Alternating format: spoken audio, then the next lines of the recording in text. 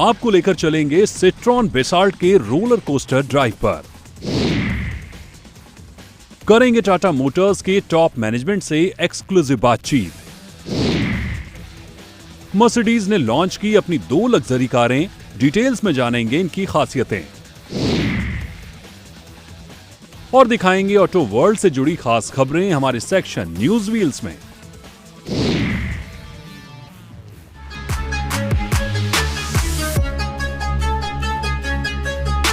नमस्कार दोस्तों, आपका स्वागत है आपके फेवरेट शो जिग्निशन में। सिट्रॉन ने भारतीय बाजार में अपनी 5वीं कार सिट्रॉन बेसाल्ट को लॉन्च कर दिया है। इसकी शुरुआती कीमत लगभग 8 लाख रुपए रखी गई है। आइए टेस्ट ड्राइव के जरिए जानते हैं इस कार की खासियतों के बारे में। सो फाइनली सिट्रॉन ने इंडियन मार्केट में बेसाल्ट को ला दिया है और ये कार बहुत ही ज़्यादा कई मामलों में एडवांस है। इसको फिलहाल मैं गोवा में चलाने आया हूँ और 60 से 70 किलोमीटर तक इस कार को चलाने के बाद मैं आपको अपना रिव्यू बताने जा रहा हूँ। अगर आप एक फैमिली ओरिएंटेड कार की तलाश कर रहे हैं तो ये कार कितना फ़ायदे का सौदा हो सकती है उसके बारे में हम आपको डिटेल में बताएंगे। तो आइए चलिए जानते हैं सिट्रॉन की नई कार बेसाल्ट में क्या कुछ मिलता है खास।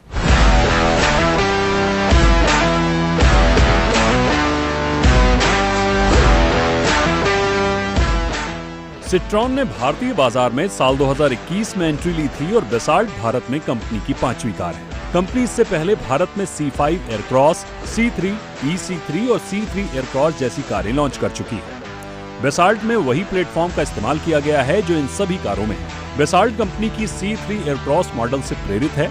इसका फ्रंट फेस काफी हद तक एयरक्रॉस से ही मिलता जुलता है। हालांकि इसमें स्लोपी रूफ लाइन दिया गया है जो इसे कूपे बॉडी स्टाइल देता है। इसमें नए डिजाइन के alloy wheels, LED tail lamp और chunky dual tone rear bumper दिया गया है। बेसाल्ट के केबिन को काफी हद तक प्रीमियम बनाने की कोशिश की गई है।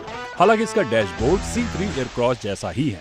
इसमें 10.25 इंच का touch screen, infotainment system, digital instrument cluster, automatic climate control, 3 spoke steering wheels, rear AC vents, wireless Apple CarPlay और एंड्रॉयड ऑटो कनेक्टिविटी जैसे फीचर्स मिलते हैं। कंपनी ने इसमें कुछ मामूली बदलाव कर इसे बेसाल्ट के साथ पेश किया। इसमें पिछली सीट के लिए एडजस्टेबल थाई सपोर्ट भी मिलता है जो कि इस सेगमेंट में पहली बार देखने को मिला।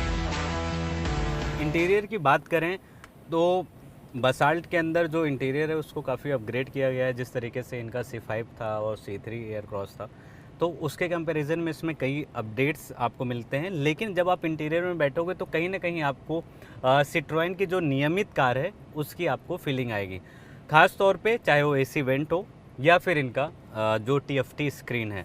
ऑल्दो कि इसमें बहुत सारी चीज़ें इसमें नई हैं जो इस कार को और भी ज़्यादा अच्छा बनाता है और भी ज़्यादा प्रैक्टिकल बनाती है और फन टू ड्राइव एक्सपीरियंस इन्हीं सारे छोटे छोटे फीचर्स की वजह से होता है। फॉर एग्जांपल जैसे कि एंड्रॉयड ऑटो हो गया, एप्पल कारप्ले हो गया और ये वायरलेस है।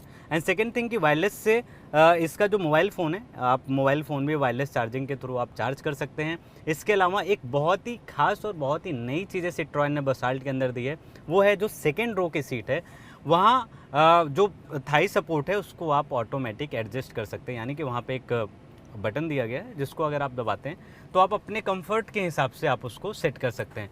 तो ये उन लोगों के लिए ज़्यादा बेहतर है जो लॉन्ग ट्रिप पे जा रहे हैं या फिर जो डेली बहुत टाइम तक हैवी ट्रैफिक में फंस रहे हैं। वो सारी चीज़ें वो फीचर उनको काफ़ी हेल्प करेगी।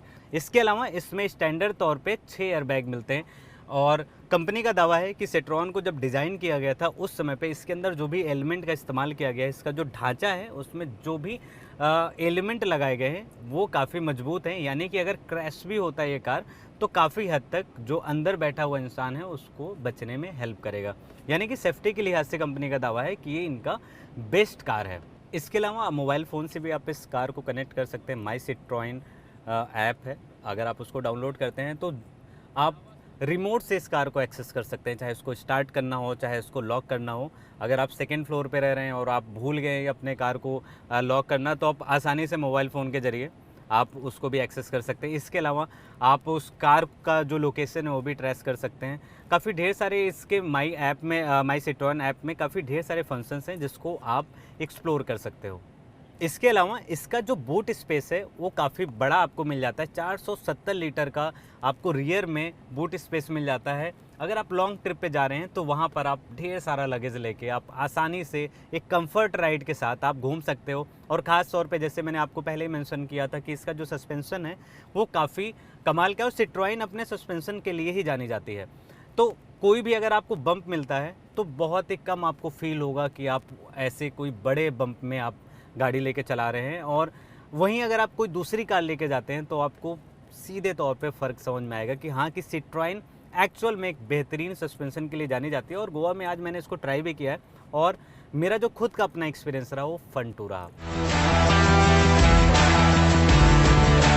सुरक्षा के लिहाज से इस कूपे एसयूवी में स्टैंडर्ड तौर पर 6 airbags, ESC, rear parking camera, parking sensor और टायर प्रेशर मॉनिटरिंग सिस्टम दिया गया है। बेसाल्ट को कंपनी ने केवल 2 पेट्रोल इंजन ऑप्शन के साथ बाजार में उतारा है। इस एसयूवी में कंपनी ने 1.2 लीटर की क्षमता का 3 सिलेंडर पेट्रोल इंजन दिया है जो 82 HP की पावर और 115 Nm का टॉर्क जनरेट करता है। वहीं इसका टर्बो पेट्रोल इंजन 110 HP की पावर जनरेट करता है। इस टर्बो इंजन को 6 स्पीड मैनुअल गियर बॉक्स और टॉर्क कन्वर्टर गियर बॉक्स से जोड़ा गया है। वहीं नेचुरल एस्पिरेटेड इंजन में केवल 5 स्पीड मैनुअल ट्रांसमिशन का विकल्प मिलता है। सिट्रोन का दावा है कि 1.2 लीटर नेचुरली एस्पिरेटेड मॉडल की माइलेज 18 किलोमीटर प्रति लीटर है, जबकि 1.2 टर्बो पेट्रोल मैनुअल की माइलेज 19.5 किलोमीटर प्रति लीटर है। वहीं टर्बो पेट्रोल ऑटोमेटिक मॉडल की माइलेज 18.7 किलोमीटर प्रति लीटर बताई जा रही है। इस कार की शुरुआती कीमत 7,99,000 रुपए एक शोरूम तय की गई है। हालांकि ये कीमत केवल उन्हीं ग्राहकों पर एप्लीकेबल होती है जो इसे 31 अक्टूबर से पहले खरीदते हैं। अक्टूबर के बाद इसकी कीमतें बढ़ सकती हैं।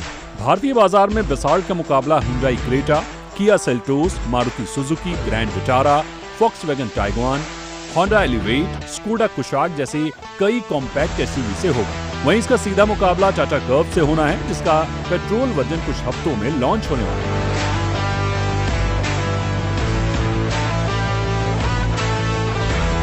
ये तो रही इस कार से जुड़ी सारी डिटेल्स। अब बात करते हैं कि इस कार के साथ जो मेरा खुद का ड्राइविंग एक्सपीरियंस था वो कैसा था। तो सबसे पहले बात कर लेते हैं इसके इंजन की। तो इसकी जो परफॉर्मेंस है वो काफ़ी बेहतरीन मुझे मिली। ड्राइविंग एक्सपीरियंस की अगर बात करें तो इसको मैंने सिटी राइड भी किया है और साथ ही साथ मैं एक ऐसे रास्ते पे इस कार को चलाया हूँ जहाँ पे जिग जैग वाले रोड ज़्यादा थे, तो वहाँ पे जो इसका टर्निंग रेडियस है वो भी काफ़ी कमाल का है। एक चीज़ इसके अंदर मुझे थोड़ा सा कमी महसूस हुआ वो था इसका इंटीरियर को थोड़ा सा और भी अगर अपग्रेड कर देती है सिट्रोइन तो यकीन मानिए कि जिस प्राइस रेंज में ये अपनी कार लेकर आ रहे हैं उसमें ये सबसे बेहतरीन हो सकती है। एंड कंपनी का जो दावा है अभी फ़िलहाल जो इसका टच पॉइंट है यानी कि जितने भी डीलरशिप्स हैं वो ऑल ओवर इंडिया में 85 हैं और 2024 तक लगभग 200 करने वाले हैं। यानी कि अगर आपके आसपास अगर सिट्रोइन की डीलरशिप है तो आप ज़रूर इस कार का टेस्ट ड्राइव लें। टाटा मोटर्स ने हाल ही में कर्व ईवी को भारतीय बाजार में लॉन्च किया है। इसकी शुरुआती कीमत करीब 17.5 लाख रुपए एक शोरूम रखी गई है। कर्व टाटा की 5वीं इलेक्ट्रिक कार है। तो आइए टाटा मोटर्स के एमडी शैलेश चंद्रा से जानते हैं कि इस कार में क्या खास है और कंपनी के फ्यूचर प्लान क्या हैं। टाटा कर्व ईवी आज भारतीय बाजार में आ गई है और आने वाले कुछ समय में आप इसको भारतीय सड़क पर रफ्तार भरते हुए देखेंगे। और इस खास मौके पर हमारे साथ कंपनी के टॉप मैनेजमेंट शैलेश चंद्रा जी हैं। आपका बहुत बहुत स्वागत है जी बिजनेस में। जो मेरा पहला सवाल ये है कि ये जो कर्व ईवी है इसको आपने diesel and petrol power train के साथ यानी कि आप 3 पावर ट्रेन के साथ इसमें लेकर आ रहे हैं। कर्व को ऑल न्यू कार है तो इसमें आप इसकी यूएसपी क्या है और इसमें सेफ्टी फीचर्स क्या कुछ इस कार में मिलता है खास? देखिए सबसे बड़ी यूएसपी तो इसकी बॉडी स्टाइल ही है। एसयूवी कूपे अगर आप देखें तो जब हमने ये सोचा कि मिड साइज़ एसयूवी में हमें एक कार लानी चाहिए उस समय हम लोगों ने सोचा कि ये तो काफ़ी कंजेस्टेड सेगमेंट है तो क्यों नहीं इसमें थोड़ी क्लटर ब्रेकिंग डिज़ाइन लाएं। तो ग्लोबली हम लोग देख रहे थे कि प्रीमियम एसयूवी सेगमेंट में खासकर कूपे बॉडी स्टाइल जो है वो काफ़ी पॉपुलर होती जा रही थी। तो हम लोगों ने सोचा क्यों नहीं हम इस सेगमेंट में जो कि काफ़ी बड़ी हो चुकी है, mid size SUV segment, nearly 7 lakh गाड़ियाँ बिकती हैं प्रति वर्ष, तो हम लोग एक नए बॉडी स्टाइल के कूपे जो प्रीमियम एसयूवी में पाई जाती है उसको हम डेमोक्रेटाइज़ करके मिड साइज़ एसयूवी सेगमेंट में ले आए। तो वैसी सोच थी उस समय। वो सोच पहले इलेक्ट्रिक व्हीकल लाने की सोच थी। फिर हम लोगों ने देखा जब इसकी स्टाइलिंग इवॉल्व होती गई, जैसे हमारे डिज़ाइनर्स इस पर काम कर रहे थे, तो हमें लगा कि फिर जो आइस पेट्रोल या डीजल में जो हमारे ग्राहक हैं उनको इससे क्यों दूर रखा जाए, इस बॉडी स्टाइल से।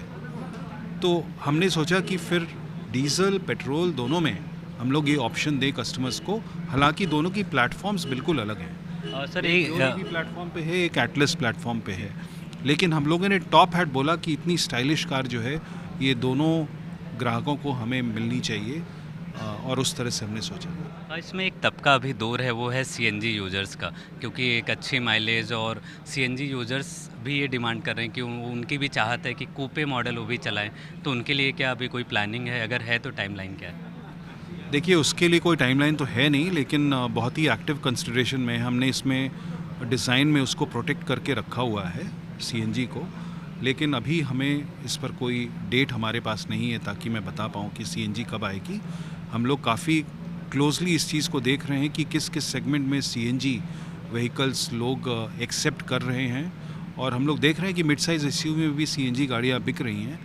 तो हम लोग इसको एक्टिव कंसिडरेशन में रखेंगे। आपने देखा होगा कि पिछले कुछ टाइम से लोग सेफ्टी को लेके काफ़ी जागरूक हो रहे हैं। अब जब वो कार लेने जा रहे हैं तो प्राइस के साथ साथ अब सेफ्टी फीचर्स भी देख रहे हैं। भारत एनकैप भी आ गया है, अब उसके भी क्रैश टेस्ट के मायने भी काफ़ी लोग उसको एक्सेप्ट कर रहे हैं। तो आपको क्या लगता है कि इसका प्रदर्शन कैसा रहेगा?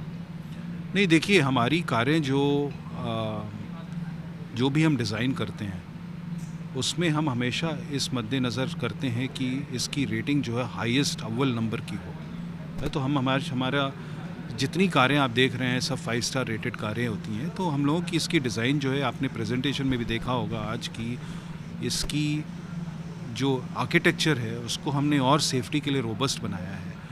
तो अभी तो हमने इसको प्रस्तुत किया है BNCAP को, ऑलरेडी अंडरवे है टेस्ट। तो हमें काफ़ी उम्मीद है कि इसको अव्वल दर्जे की सेफ्टी रेटिंग मिल पाएगी। इसकी बुकिंग कब से स्टार्ट है और ये इसकी डिलीवरी टाइमलाइन क्या होगी? देखिए, 12 अगस्त से हम लोग इसकी बुकिंग चालू कर रहे हैं इलेक्ट्रिक व्हीकल की। 2 सितंबर को फिर हम लोग इसकी आइस वर्जन की प्राइसेस रिवील करेंगे। उसके बाद उसकी बुकिंग की डेट हम बताएंगे। इस मंथ के एंड तक इसकी डिलीवरी चालू हो जानी चाहिए, जो EV वर्जन है उसकी। ग्लोबल मार्केट में ख़ास तौर पे जो EV की सेल्स है, आप देख रहे होंगे कि थोड़ा डिक्रीज़ हो रहा है। और ख़ास तौर पे आपके भी टाटा मोटर्स की भी जो EV हैं, पिछले 2-3 महीने से जो उनके सेल्स के मामले में जो प्रदर्शन रहा है वो थोड़ा कहीं ना कहीं कमज़ोर रहा है। तो इस पे आपका क्या कहना है, और कर EV जो है आपकी उसमें क्या भूमिका निभाएगी? नहीं, देखिए, ये सब शॉर्ट टर्म ट्रेंड में हम लोग ज़्यादा अपने आप को स्ट्रेस आउट नहीं करते हैं, क्योंकि ये सब शॉर्ट टर्म ट्रेंड तो लार्जर इंडस्ट्री में भी हैं कि डिमांड जो है वह भी थोड़ी स्ट्रेस में है, क्योंकि लास्ट 4 साल में नियरली 50% ग्रोथ हुई है PV इंडस्ट्री की, 2.7 मिलियन से 4.2। तो ये बहुत ही लाजमी है कि थोड़ी तो कंसोलिडेशन होगी, तो वो साल है ऐसा। इलेक्ट्रिक व्हीकल में अगर मैं बात करूँ तो पर्सनल सेगमेंट में अभी भी डिमांड काफ़ी अच्छा है। फ्लीट सेगमेंट में डिमांड कम हो गई थी, क्योंकि चूँकि फेम टू इंसेंटिव जो है वो एक्सपायर हो रहा था मार्च में। तो काफ़ी फ्लीट बायर जो हमारे हैं वो मार्च में और उसके पहले गाड़ियां ले चुके थे, जो अदरवाइज़ Q1 में खरीदते। और अब जो है वो ग्राहक, तो एक तो प्रीपोनमेंट के कारण ये ड्रॉप हुआ, और दूसरा कि अब वो लोग पोस्टपोन कर रहे हैं कि फेम 3 अगर अनाउंस होगा तो उसमें कुछ बेनिफिट आएगी। तो ये डिप आप देख रहे हैं उसके कारण। बट ये सब शॉर्ट टर्म में बहुत ही early stages of EV journey है, इसमें हम लोग इसके बारे में नहीं सोचते हैं, क्योंकि लॉन्ग टर्म जो डायरेक्शन है वो तो इलेक्ट्रिक व्हीकल ही है। रेगुलेशन, गवर्नमेंट सपोर्ट, इंडस्ट्री जो ग्लोबली मूव कर रही है वो सारी EVs की तरफ मूव कर रही है। तो शॉर्ट टर्म ट्रेंड्स जो है वो बहुत मायने नहीं रखती हमारे लिए। हम लोग फोकस कर रहे हैं कि वाइड रेंज ऑफ प्रोडक्ट्स हम लोग लाते रहें कस्टमर्स के लिए। जितनी भी बैरियर्स और बची हुई हैं उसको हम लोग ओवरकम करते रहें। डिमांड तो वापस आनी ही है, इसमें कोई शक नहीं है। तो यही मैं बोल रहा हूँ। गाइस, जिग्निशन में अब वक्त हो चला है एक छोटे से ब्रेक का। कहीं जाइएगा नहीं, क्योंकि ब्रेक के बाद बताएंगे मर्सिडीज की उन 2 लग्जरी कारों के बारे में जिन्हें हाल ही में लॉन्च किया गया था। सो डोंट गो एनीवेयर, हम जल्द ही वापस आ रहे हैं।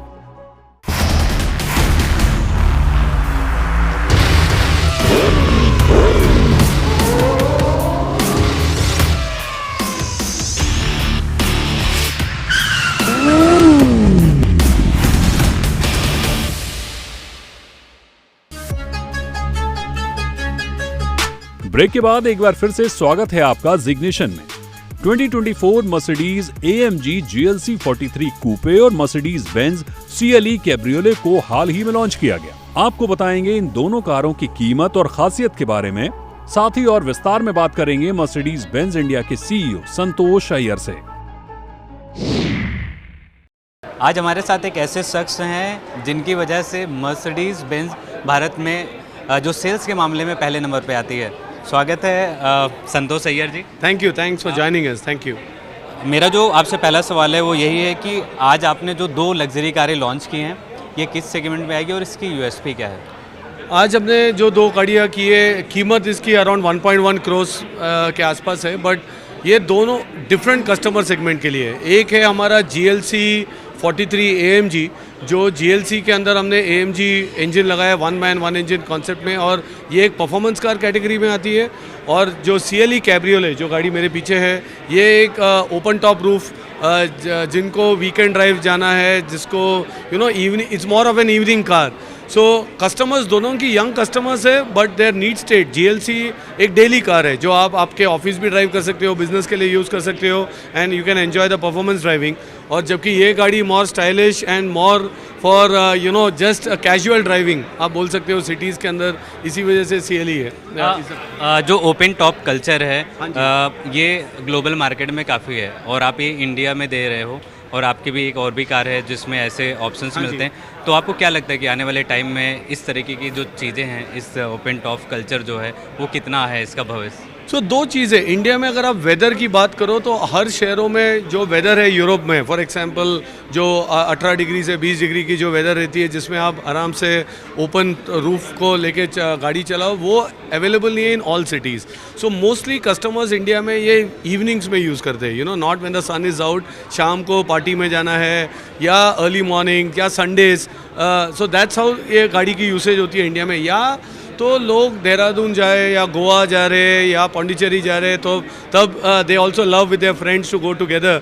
सो more of a fun car है ये then long distance driving car, because the good part is with the closed roof you can still, ये गाड़ी को आप बॉम्बे से गोवा लेके जा सकते हो, एंड देन आप रूफ ओपन करके then you can enjoy Goa. So ये कल्चर आ रहा है among youngsters. We were the first brand to introduce a cabriolet in India way back in 2012, और तब से हम देख रहे हैं कि हर टाइम हम नई लॉन्च कर रहे हैं गाड़ियाँ, तो there is a set of customers जिसको कैब्रियोले पसंद है और जो आते हैं और लेते हैं गाड़ी। सेल्स में आप नंबर 1 पर हैं, तो फेस्टिव सीजन में आप क्या एक्सपेक्ट कर रहे हैं?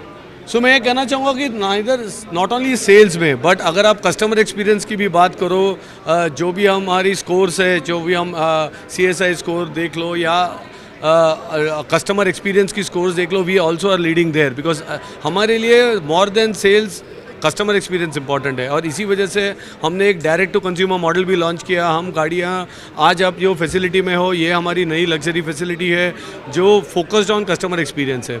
आपके क्वेश्चन का अगर मैं आंसर करूँ तो सेकेंड हाफ अगर देखो तो हम विथ ऑल दीज लॉन्चेस, हमारे पास और भी गाड़ियाँ लॉन्च हो रही है, और 3 गाड़ियाँ हम लॉन्च करेंगे। Second half we feel double digit growth होगा, और ये साल मर्सिडीज बेंज के लिए एक अनदर बेस्ट एवर ईयर होगा इन आवर हिस्ट्री।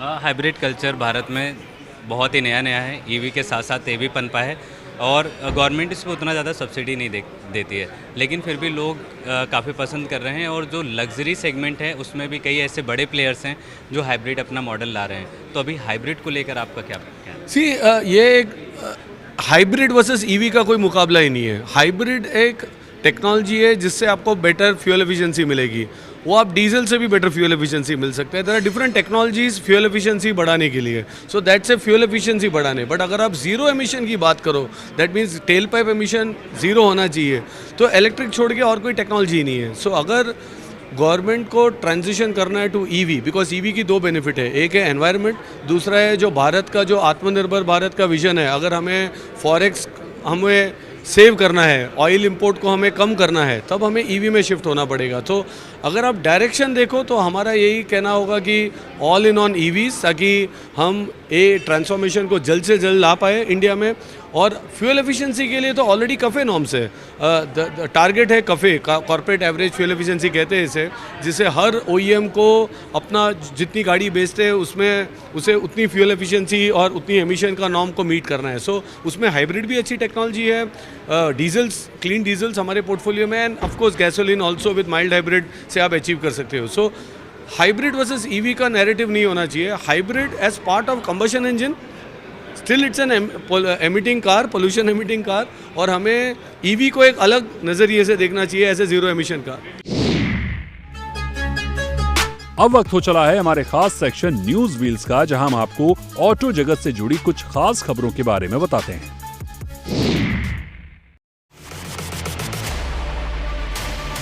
लंबोर्गिनी का इस समय फोकस हाइब्रिड कारों पर अधिक है। यही वजह है कि कंपनी लंबोर्गिनी उरूस SE को हाइब्रिड पावरट्रेन के साथ भारतीय बाजार में उतार दिया है।